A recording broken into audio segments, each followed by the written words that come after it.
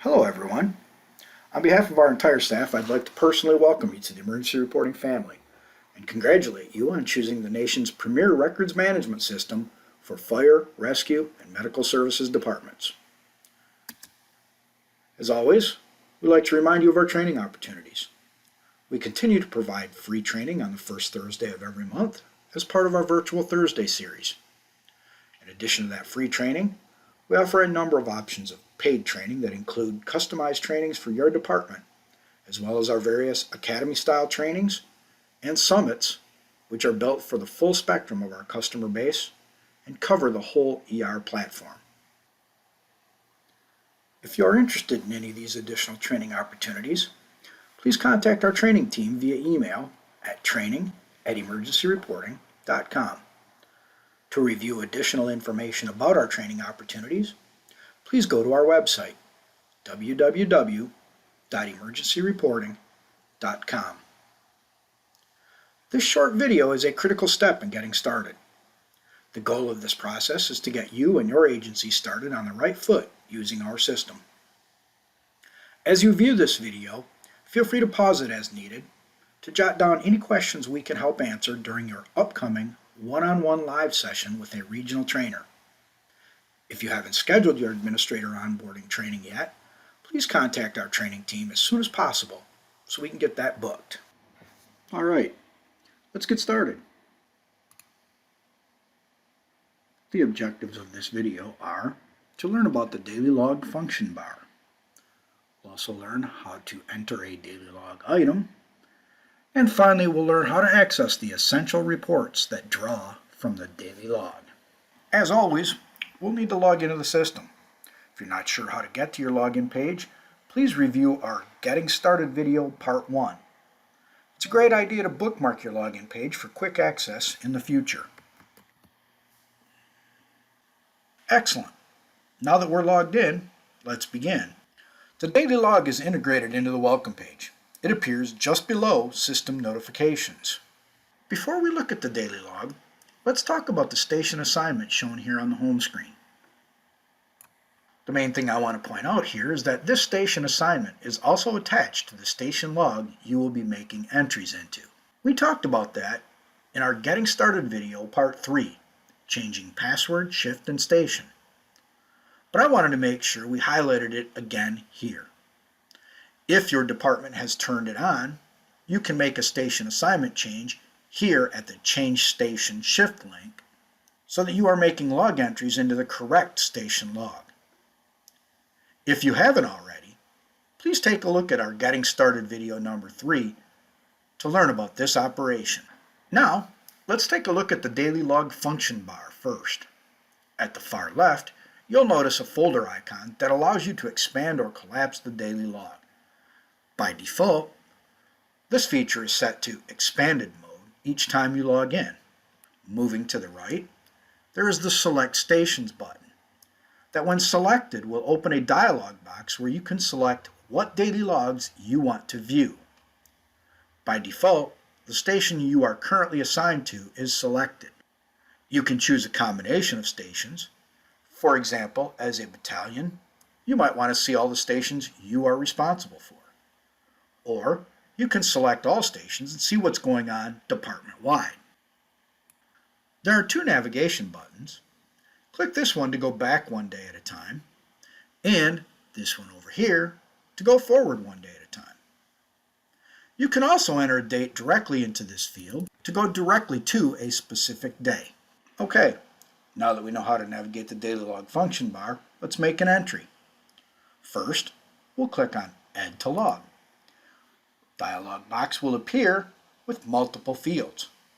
You'll notice that the only required fields are start date and personnel. Although these are the minimum requirements, this is definitely not a case of less is more. Since the daily log is designed to help you account for your time, this is a place where putting more in will definitely give you more out in the form of usable reports.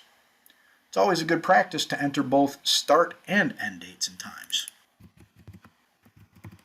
The more data points that we have, the more ways we have to retrieve the data we may need later. Once the start and end dates and times are entered, you can then pick an activity code. These codes are created by your department's systems administrators within the administration module and are fully configurable. Next, you can add any notes, always a good idea for future reference. Again, think data points. Next, if it's applicable, select an apparatus.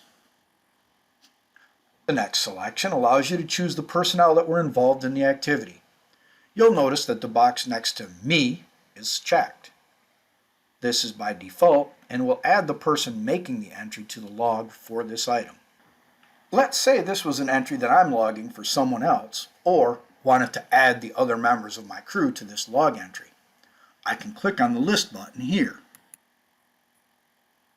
If you did select an apparatus, and you also have a roster created for the day, and need to include all personnel assigned to that apparatus, simply click From Roster, and then Submit. Otherwise, select the personnel and then click Submit. Finally, the last option for this log entry is the drop-down box next to Highlight. This drop-down allows you to color code this log entry to meet your department's established guidelines. For example, maybe things that are of high importance and needs to catch everyone's eye, you color code it red, and so on. Once you have entered all the data points you can, then you just need to click the Add button and your log entry is complete and now appears on the list. And that's all there is to it. The daily log is an exceptionally good way to document all of the activities that occurred during the course of a shift or calendar day. Something to note, your emergency reporting software is capable of having certain items auto-populate to the daily log. This allows you to account for time spent performing duties in specific modules without forcing you to record the information twice. It is a best practice to map activity codes to completed incidents, trainings, events, and rig checks.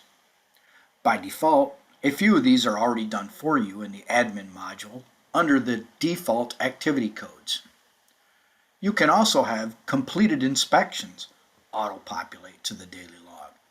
To do this, they must be set up in Occupancy module under the Settings button and creating a selection for inspection types. Additionally, a default activity code can be used for completed maintenance work orders. Please keep in mind that one activity code is used for all maintenance types, for both equipment and apparatus.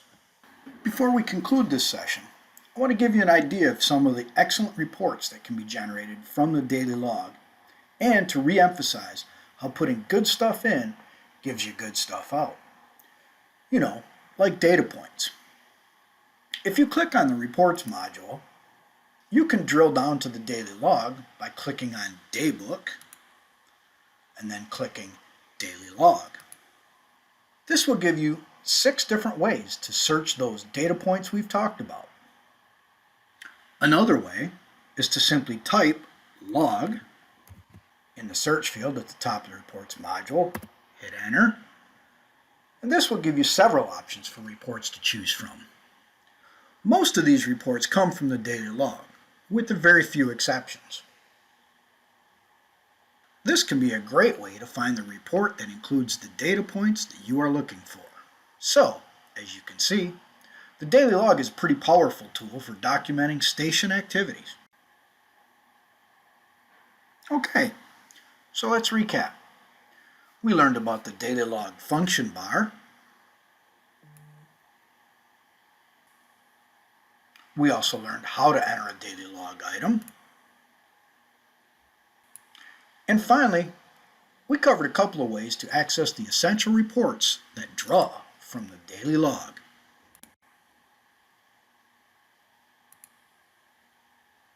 Thank you for taking the time to view this video. Stay safe, and we'll see you next time in Getting Started Part 6, Daily Log Default Codes.